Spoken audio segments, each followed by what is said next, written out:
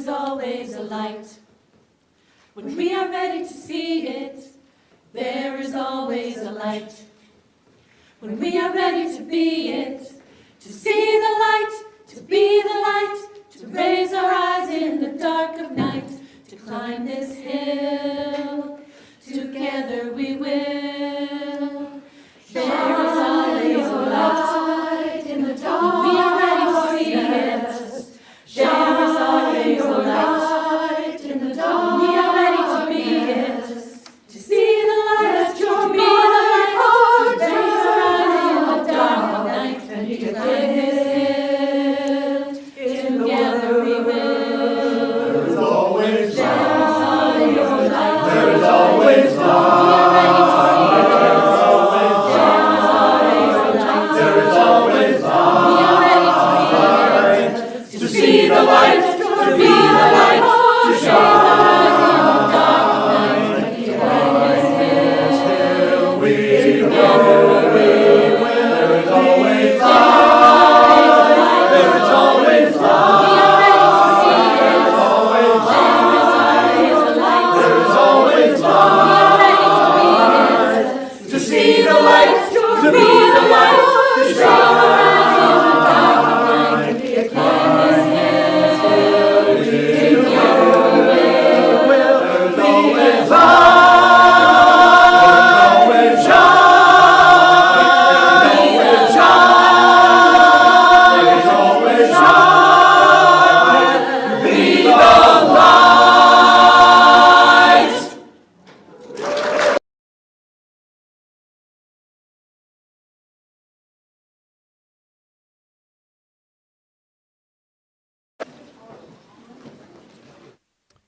Absolutely lovely. Thank you. Good morning. Welcome this morning to Unitarian Universalist Church West here in Brookfield, Wisconsin. Whatever moved you to be here this morning, in person or virtually, thank you. Welcome, each of you, welcome. I'm Eric Zern, and this is one of the duties that I perform as a member of Trustees. I served as a board member once, perhaps 20 years ago, and it's consistently a pleasure to work with talented groups of people on making this church its best possible place. This morning, we as a congregation are pleased to welcome our ministerial candidate, Jill Braithwaite, to the pulpit for the first of 2 Sundays. Join me for a minute.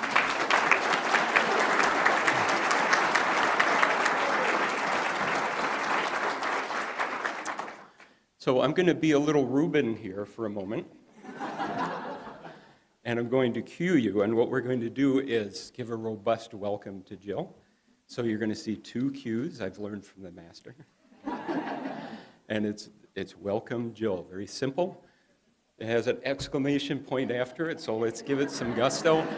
And if you're virtual, say it loud enough so we can hear you here in Brookfield, okay? So we're ready, and it's welcome Jill. Well done, thank you. It is so good to be here with you on this fine morning.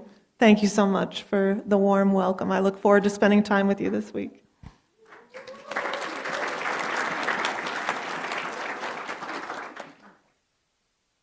Okay, we will hear more from Jill later.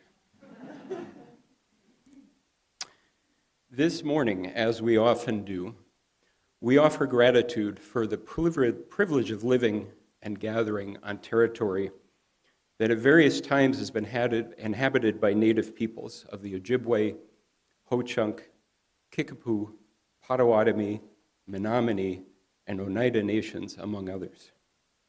So much of the history of this land has been erased or ignored, and those of us who are settlers and newcomers are beholden to learn that history and lean our hearts into the work of reconciliation and reparation. As a welcoming congregation to gay, lesbian, transgendered, bisexual, and queer plus peoples, we continue to address ongoing homophobia, violence, and legislation that unfairly targets them. As an anti-racist faith community, we also acknowledge that racism throughout our society continues to lead to the violent deaths and oppression of Jews, blacks, and indigenous people, and other peoples of color. May we engage in the struggle to dismantle white supremacy culture in our hearts, in our community, and in our wider world. Whoever you are, and from wherever you come, whatever your age or color, whatever your gender identity, whomever you love, however you define family, you are welcome here. Whatever the color of your skin, the language your grandparents spoke, the cultures that live in your being, the abilities and disabilities that you hold, you are welcome here.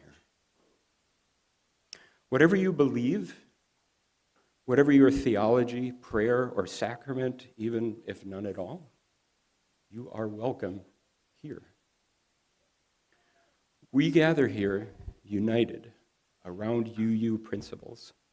We are a community of communities, spiritual seekers called to take action by our commitment to justice, united in covenant and spirit of love. You are welcome here. So let's do a little housekeeping as we do every Sunday. If you're new here or visiting this morning, please take a moment to fill out one of these yellow slips you received with your hymnal, or drop us a note at visitor@uucw.org, or stop and visit the visitor table in the community room after service and have a chat. If you're having an overachiever moment, you can do all three of those.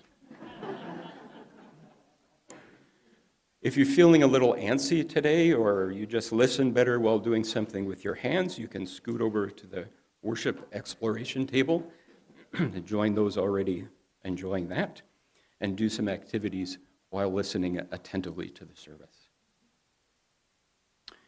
If you're with us virtually this morning, welcome, and have something you'd like to share by text during Joys and Concerns later in the service, you will need Deb Stevens' cell phone number, not Reverend Ewan's. If you've put that down in the past, this is a different number, because heavens knows where that's going to ring if you try that. As always, there is a robust list of things going on at church that you might consider participating in, as noted in the announcements in the order of service. Two things of particular note today. In case you haven't heard, this is candidating week here at church. Right? So where we get to meet and spend some time with Jill as our prospective settled minister, it's like a week-long job interview with 280 people. Can you imagine? So be kind, and take advantage of some of the many opportunities to connect through the week. There are a few casual meet and greets, some with a potluck, a BYO lunch. There's a couple of online discussions set up. You can RSVP to any of these in the schedule linked to the e-news on our website. The search team table is still open for business in the community room after service, and you can get more information or even sign up for one of those there. Next Sunday, April 28th, right after service, there's a very important congregational meeting where we will vote on whether to call Jill Braithwaite as our settled minister. This is a big deal. So please come. Everybody that's here today, please come and make your vote known. So, now that we have the business of coming together squared away, let's settle in and center ourselves as we enter into this time of attending to matters of worth. To begin, I invite you to rise as you're willing and able and sing together hymn 326, Let All the Beauty We Have Known.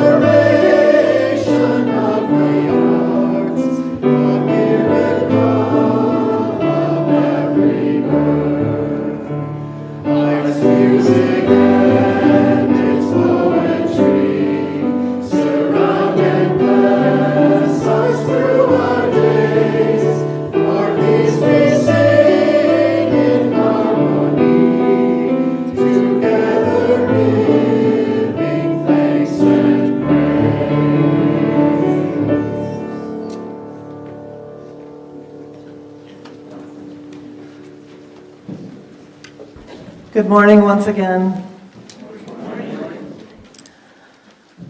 Once upon a time, chemists believed they could transform lead into gold or death into life.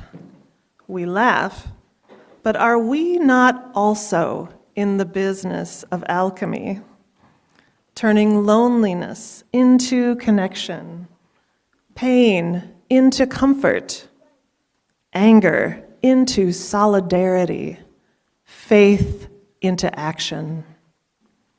The subtle magic of church combines love with justice, creates hope out of fear, transforms individuals into community. Here we engage in a holy alchemy, finding beauty in the ordinary and life in the present. Come, let us be transformed together. And now we light our chalice.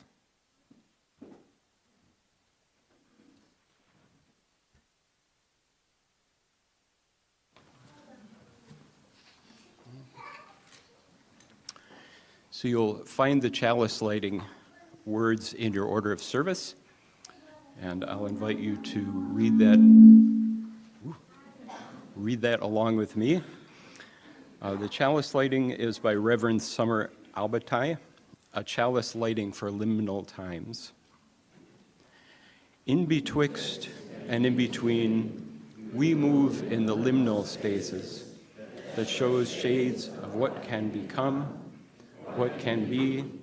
We light this chalice as a symbol of courage to move into that time of this and that, and not this and not that, with patience and faith and love and hope, that this time will pass, like the sun that moves in between rising and setting, reminding us that beauty resounds in betwixt and in between. With these words, we light our chalice.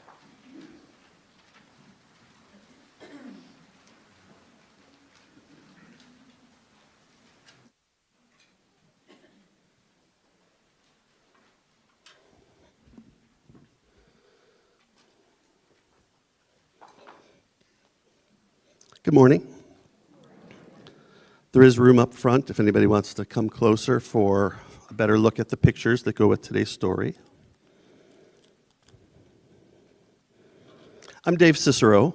I'm Director of Lifespan Religious Education here at Unitarian Universalist Church West. My pronouns are he and his.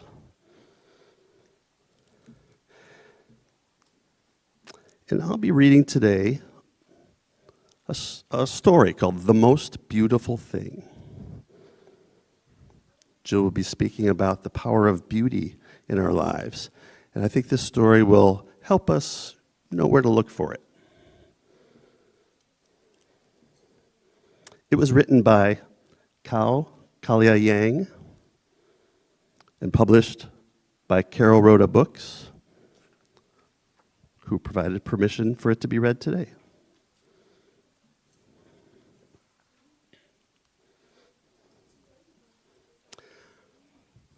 My grandmother is so old, no one knows how old she is. Not me, not my big sister Daub, not her older cousin Lei. My father waits patiently when we try and guess her age.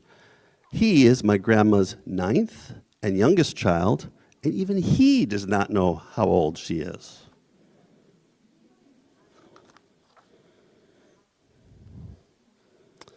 We do know that my grandma was born on the other side of the world, across a wide ocean.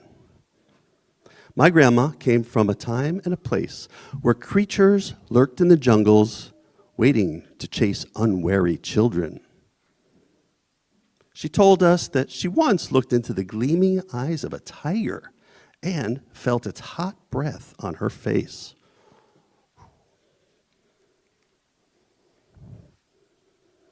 By the time I was born, my grandmother already had an old woman's face. Her skin was soft, but dry like paper, and in her mouth was a single tooth. Grandma said, "It's the only thing standing strong in my mouth, this final tooth that my mother and father gave me." I asked to see a picture of her parents. She said, "Oh, my naib, they lived a long time before the Hmong learned of such things as photographs." And she pointed to her heart. "The only picture I have of them is here."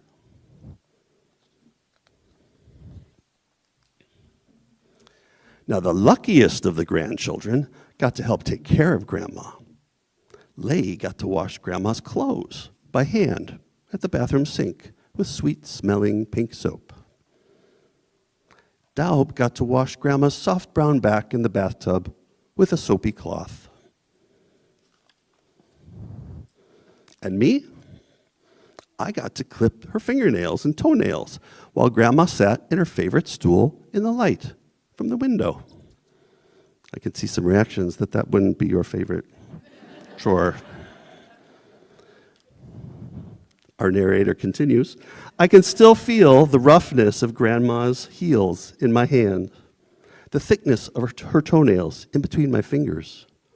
I can see the bottoms of her feet, thick and brown and broken, deep cracks filled with dirt from long ago and far away." Grandma told me that her mother and father died when she was just a little girl. Grandma was just a child herself, but had to take care of her two younger brothers and baby sister. I looked up at my grandma from the place where I had sat at her feet and asked her, "How did you get food for them?" Grandma said, "I didn't find enough food. We lived always with hunger eating us on the inside." All my life with her, even with just her one tooth, Grandma never said no when we offered her something to eat. The ice cream truck would be singing its song from down the street, and I'd look underneath the couch for quarters. There were none. So I got ice cubes from the freezer. When I offered one to Grandma in my red plastic cup, she smiled at me.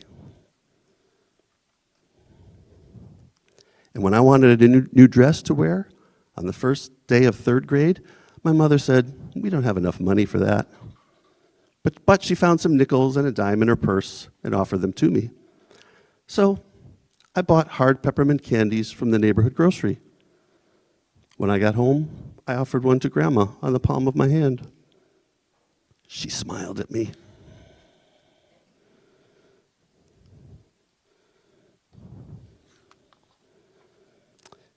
Now, the price of meat was too high for our family even to add to our soup.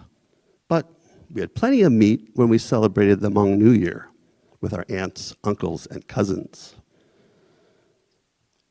We looked forward to sitting on the carpet around Grandma afterward as she told us stories, which always began, "It was a long time ago, and I was just a girl." As we listened, our eyes grew round. Grandma twisted her fingers one over the other to show us what the hands of the jungle spirits, the size of children, looked like. And we were always sad when Aunt Chue called, "Time for the children to help clean up."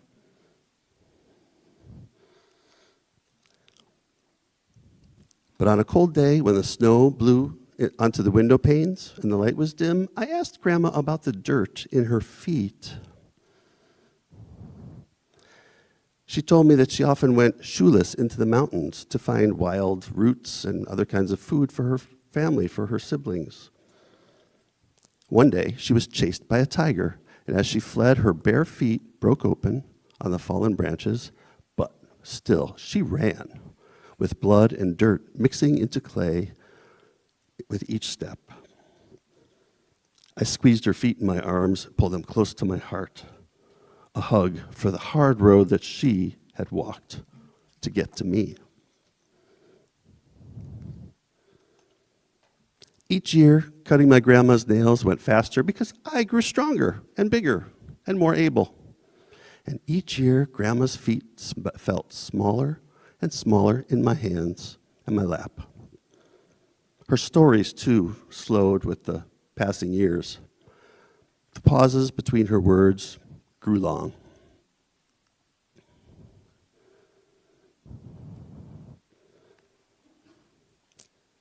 Sometimes, as Grandma was looking for the words that she'd lost to the years, I grew distracted from my task, looking at the toys on the floor that needed to be picked up, younger children who needed to be bathed. But Grandma's deep, even breathing would call me back to the moment, only to find her eyes closed in sleep, one hand braced against the window to cradle her head. Well, I grew happy with our hard life. I was tired of getting ice cubes from the freezer when I wanted ice cream, tired of never getting the new dress for that first day of school. One evening, I studied my face in the bathroom mirror, wishing my teeth were straight. I came out of the bathroom and said, "Mom, Dad, I want braces. Can I have them?" My mother looked up from nursing my baby sister and said, "Not this year. We don't have any money." My father looked up. "I wish we could get you braces, Maynaib, but we can't right now." Then my grandmother looked up from her special stool by the big window. "Kalia," she said, "look at me." I turned her in the glow of the early evening. The sun was low in the sky, and its golden light fell on her face.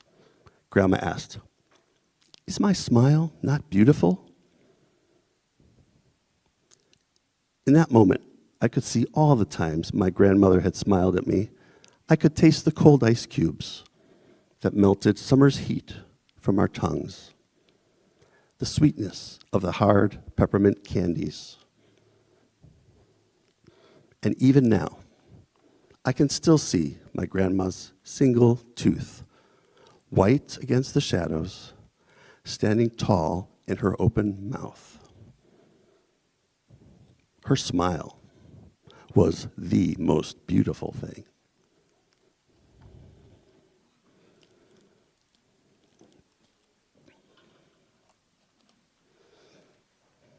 And that is the end. Thank you for listening. Rory has agreed to light our religious education lantern. And while he's doing that, I'll ask anybody going to the religious education classes today. Middle schoolers are staying in the service so they can get to know Jill and provide some feedback to their parents and other folks.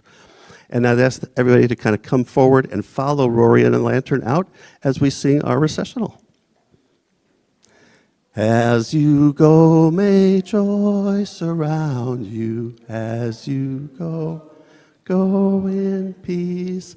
Know our love is with you always. As you go, as you go. As you go, may joy surround you. As you go, go in peace. Know our love is with you always. As you go, as you go.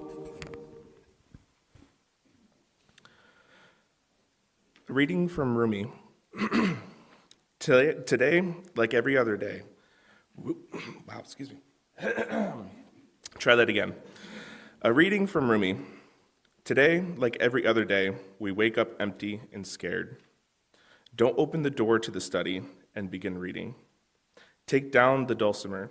Let the beauty we love be what we do. There are hundreds of ways to kneel and kiss the ground.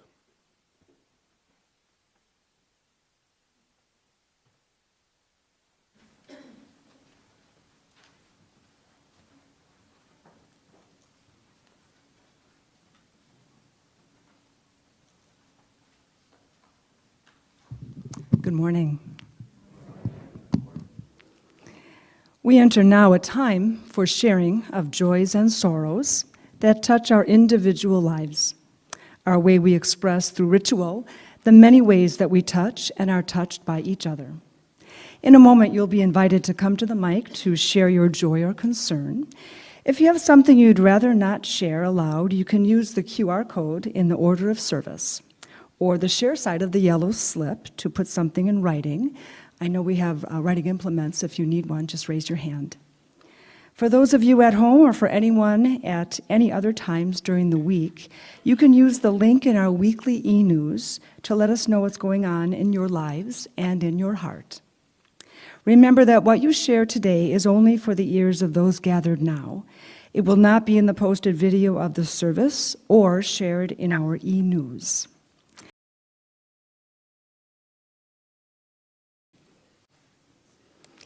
And we'll light one last candle for joys and concerns not shared, but held deep in our hearts. We hold you in love.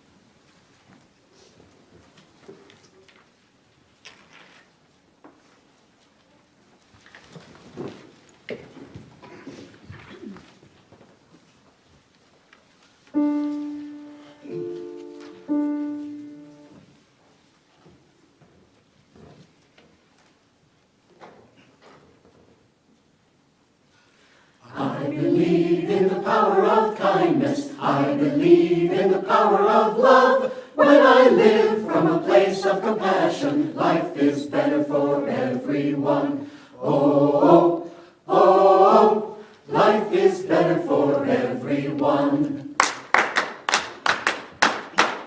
I believe in the power of oneness, though I may not look like you. The truth that we are more alike than different is not some empty platitude. Oh, oh, oh, not some empty platitude. I believe, I believe, I believe. Whoa! I believe in the power of connection. When I'm brave and put down my screen, I release the fear of rejection. In your eyes I'm truly seen. Oh, oh, oh, in your eyes I'm truly seen. I can see your point or insist that I'm right. I can be civil or I can pick a fight. Does it serve others or just serve me? What will it, what will it, what will it be? Oh, oh, oh, I believe, I believe, I believe, I believe, I believe, I believe in respecting your opinion, even when we don't agree. I am taking one step forward to live with you in harmony. Harmony, harmony, harmony, harmony.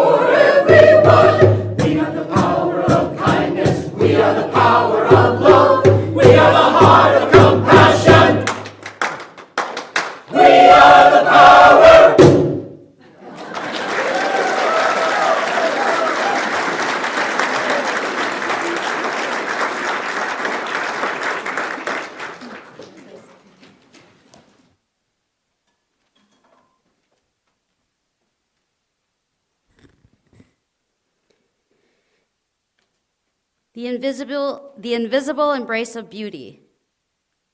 A reading from author and poet John Donahue. When we awaken to the call of beauty, we become aware of new ways of being in the world. We were created to be creators. At its deepest heart,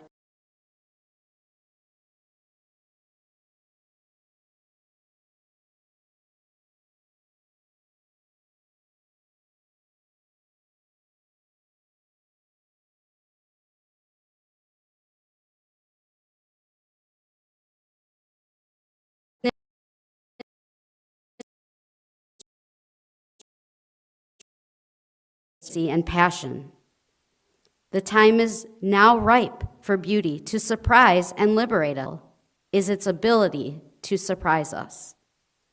With swift, sheer grace, it is like a divine breath that can blow open the heart. Immune to our strategies, it can take us when we least expect it.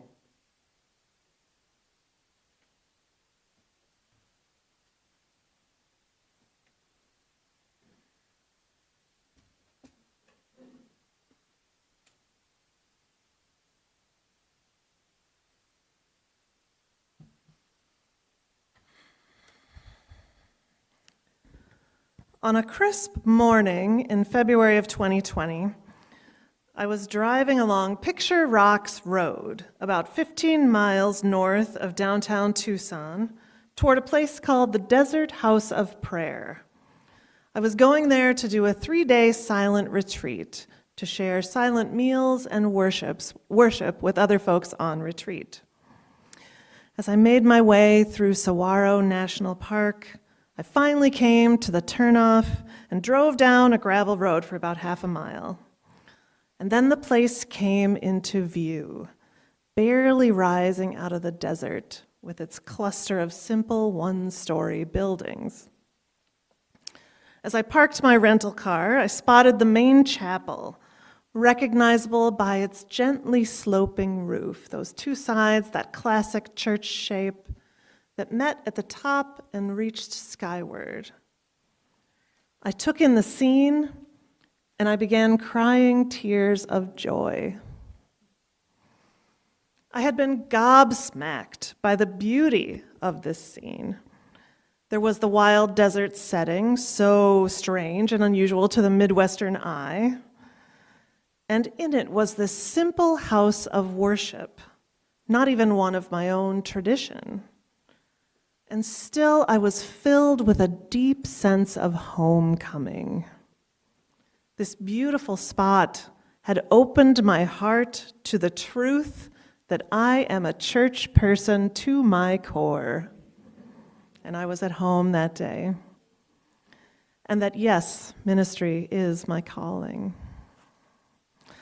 I had come to this retreat, you see, to discern about that question, to help me decide whether to return to seminary. About 5 years before, I had completed a Master of Arts degree in theology and the arts, and so I had about 1.5 years left of coursework to earn the Master of Divinity degree. Spoiler, I did indeed return to seminary later that year and get the Master of Divinity degree and follow that calling. And here I am with you on this beautiful spring morning with things in bloom here beautifully around town. It's been a joy to see spring a couple weeks ahead of where I came from. If we let it, beauty can be a great teacher. With swift, sheer grace, it is like a divine breath that blows the heart open, writes John O'Donohue. And rather than striving against the grain of our nature, we fall into rhythm with its deepest urgency and passion. That's what happened to me that morning in the desert.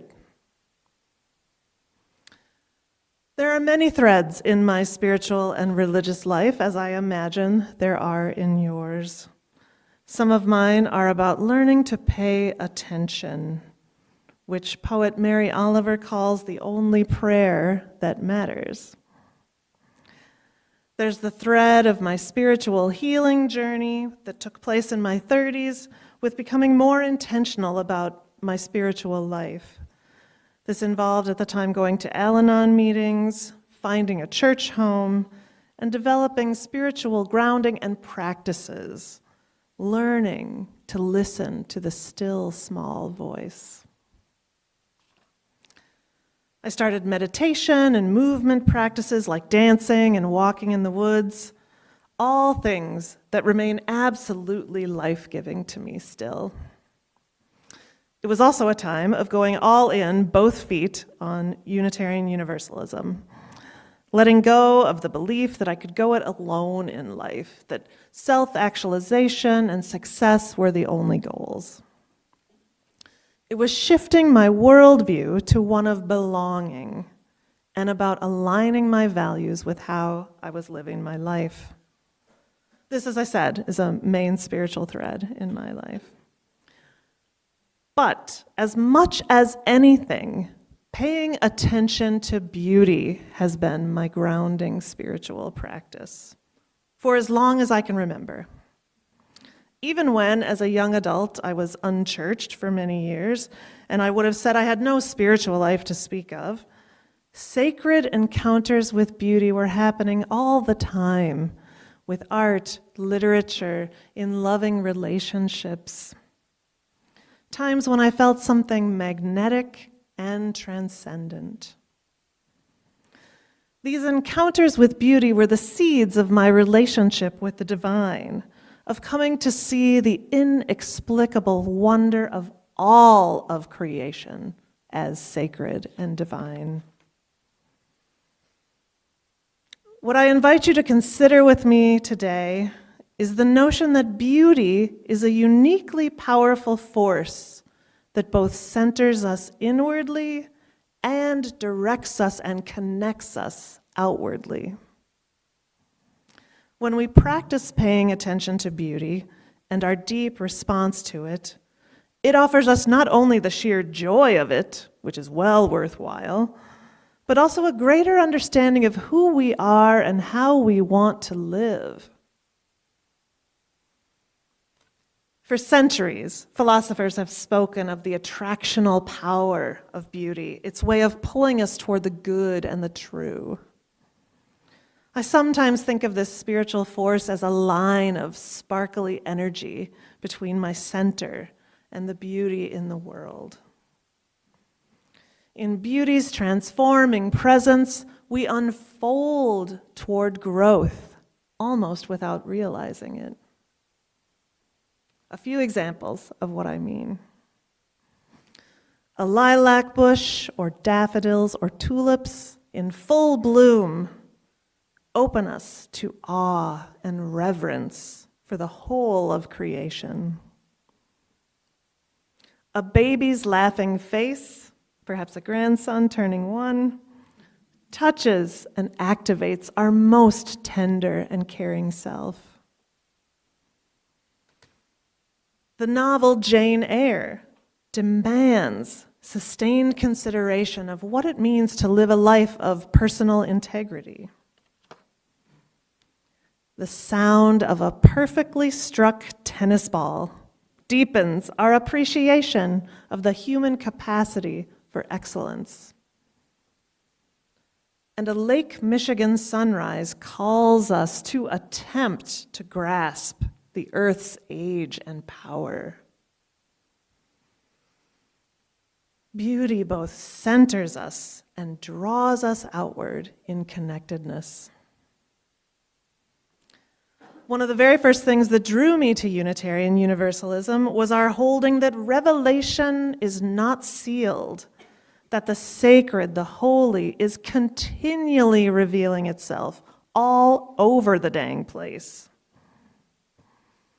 Among our cherished sources of religious truth in our faith tradition are the beauty in the words and deeds of prophetic individuals, in wisdom from the world's diverse traditions, and in our first source we name our own direct experience of transcending mystery and wonder.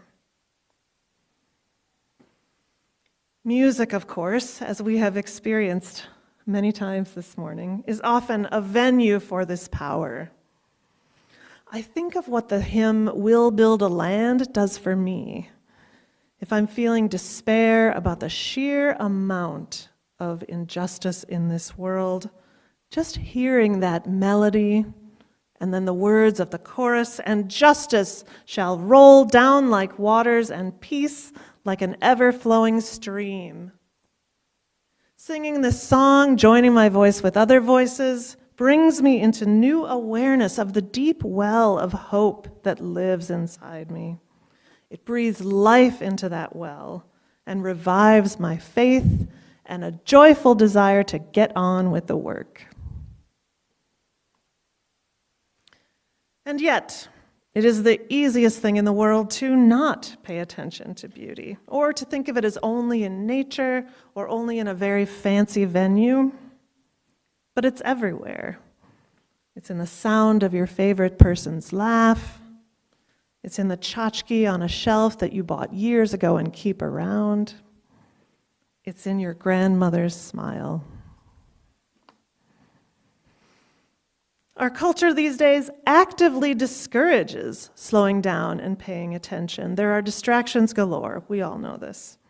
We now literally speak of an attention economy, with social media, news alerts, etc., all trying to claim our attention. Even the darn gas pump wants your attention with its loud ads. That used to be a nice meditative moment in the day, filling the tank.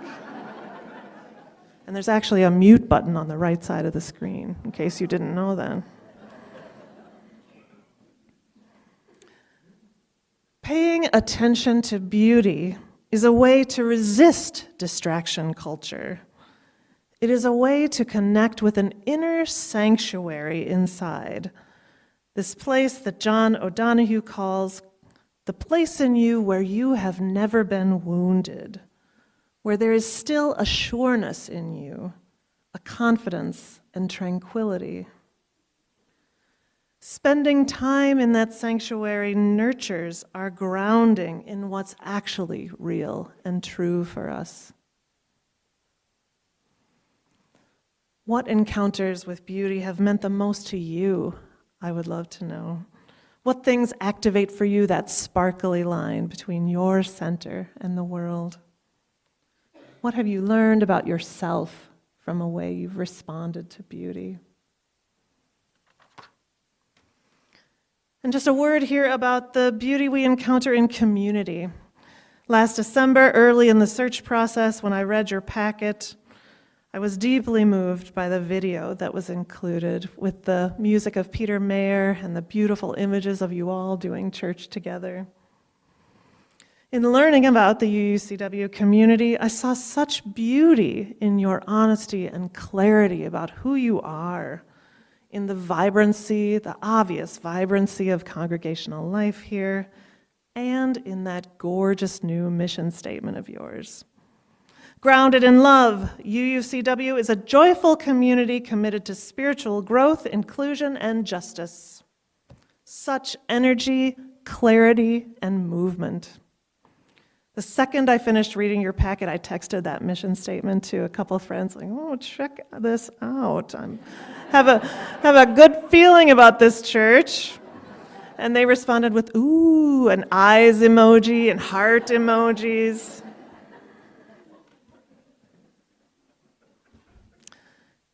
And also about beauty. I think it's fair to ask, why in the world should we concern ourselves with beauty when we are facing so many pressing issues? Rising fascism, climate crisis, to name just two.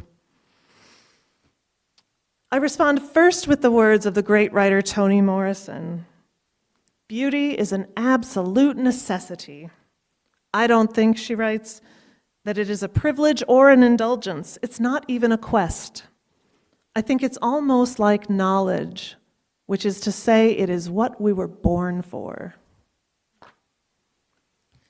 Everyone, no exceptions, has a divine right to beauty and its expansive power. We must seek a world in which all of life's other necessities are freely available to all, so that access to beauty is thus freely available to all. In addition, beauty can express our thirst for justice in ways that connect and inspire. I recall the way in Minneapolis, just after the murder of George Floyd and during the uprising that followed, these gorgeous murals appeared all over the city, perhaps you recall, and in other cities too, around the country and the world. These murals expressed the loss, the rage, the deep pain and grief being experienced so acutely at this time. And in the midst of all that pain and fear, these murals declared a powerful collective no to police violence. No, we will not be silenced. Yes, we stand together to demand justice, and we are not going away. And this collective inspiration was achieved with the tools of beautiful visual art. Color, line, scale, brilliant expressiveness. Our music, our relationships, our beloveds, our communities, great art, the beauty we surround ourselves with, all of these connect us with that inner sanctuary. They restore us and point us toward the good and the just. I want to close with a story of another encounter with beauty, this time through the art of dance. Several years ago, I was at a performance of the One Voice Mixed Chorus in Minneapolis, and also on the bill was a dance company called Kairos Alive. They danced to the choir's music for 3 songs. There were 9 dancers, and they ranged in age from 7 to 97, literally. There was a pregnant woman, a man with a visual impairment, and the dancers varied in size and mobility. They moved together to the music, not in perfect unison and precision, but utterly united in joy and creative expression. It was an utterly striking vision of radical inclusion. The categories of dancer and performer ceased to mean only young and lithe, sighted and able-bodied. This dance company simply disregarded those borders. What that performance did was to touch and expand that place inside us that knows that the barriers between us, the categories that divide us, are not nearly as solid as they seem. Like so much great art and beauty, the performance offered a vision of how things can be. It breathed divine life into that place in us that deeply desires a world governed by universal love and inclusion. Whether it's a new novel, a caterpillar, a painting, an athlete in motion, or the face of a beloved, may we choose to slow down and pay attention to beauty. May we allow its divine breath to surprise us and to gently take us by the shoulders and say, look at all this exquisiteness. May we let our response to it teach us about the kind of world we know is possible. And may beauty sustain us in the work of building that world together. Let the beauty we love be what we do. May it be so.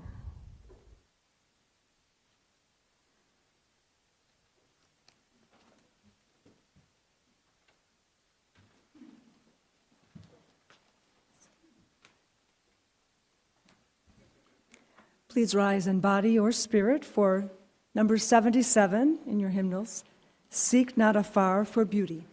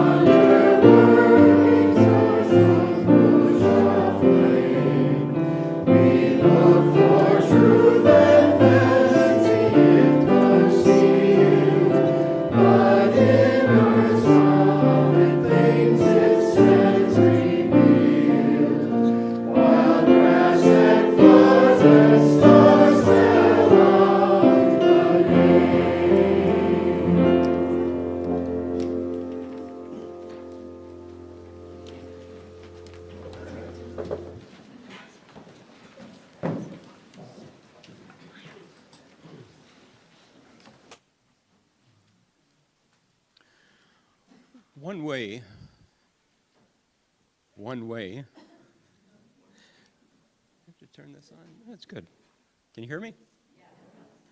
One way that UUCW helps address human needs and advance social justice is through our Split the Plate program. Each month, we give half of all undesignated offerings to a local nonprofit to help us live our UU values and serve our community. Since April is the month with Earth Day, and on the recommendation of Julie Toman, our Split the Plate partner for April is Plastic Free Milwaukee. This is a program which operates within Milwaukee Riverkeeper, an organization that's well known to many people here at UUCW. Every bit of plastic that has ever been created still exists. We depend on plastic, and now we're drowning in it. In addition to creating safety problems during production, many chemical additives that give plastic products desirable performance properties have also permanent human health effects. To combat this, Plastic Free Milwaukee educates the public via social media channels, a newsletter, and community events. Their Plastic Education Toolkit provides a menu of resources which educators are invited to adapt based on their unique student and classroom needs. Their H2O refill program supports Milwaukee's movement for social justice by donating reusable water bottles and providing water refill stations at local marches, rallies, and other events. Their Lake Friendly program supports and gives recognition to restaurants, bars, and cafes that are removing as much plastic as possible from their daily operations. To help support Plastic Free Milwaukee, you can go to the UUCW Donate tab on the website and select Split the Plate from the menu, or text and mail your donation today using the information here on the screen. Here in person, in the service, half of all cash offerings not otherwise designated go to our Split the Plate partner. So I thank you for your generosity to UUCW and Plastic Free Milwaukee today, and will now gratefully accept your offering.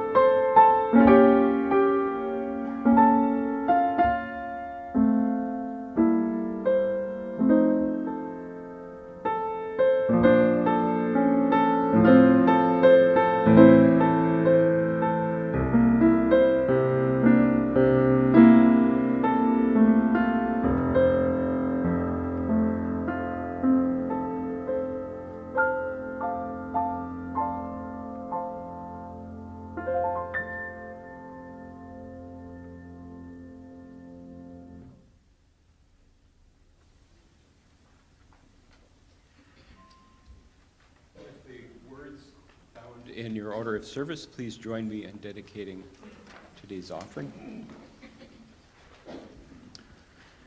To the work of this community, which is to ground ourselves in love and joy, and to act for inclusion and justice, we dedicate ourselves and these our offerings.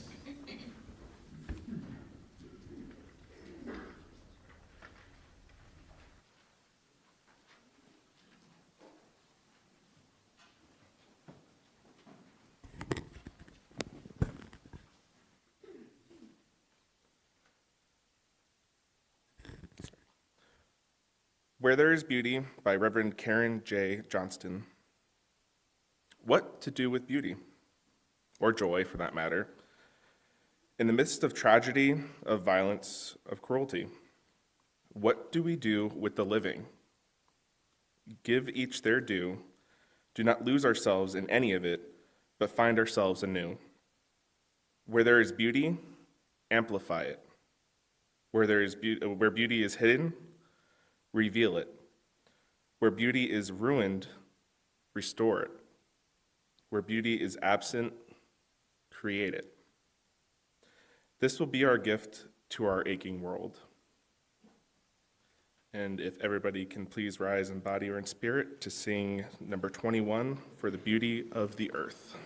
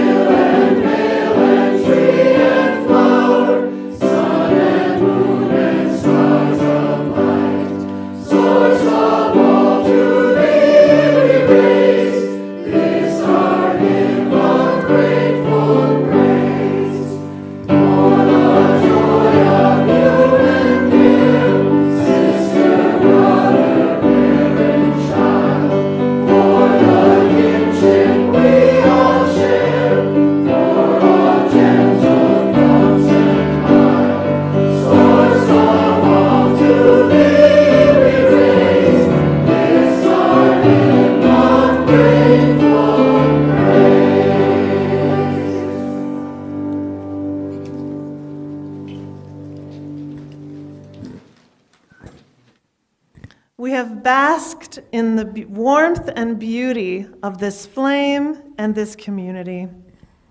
As the chalice flame is extinguished, let us carry its beautiful glow within, and let us kindle together new sparks of beauty and justice within these walls and beyond.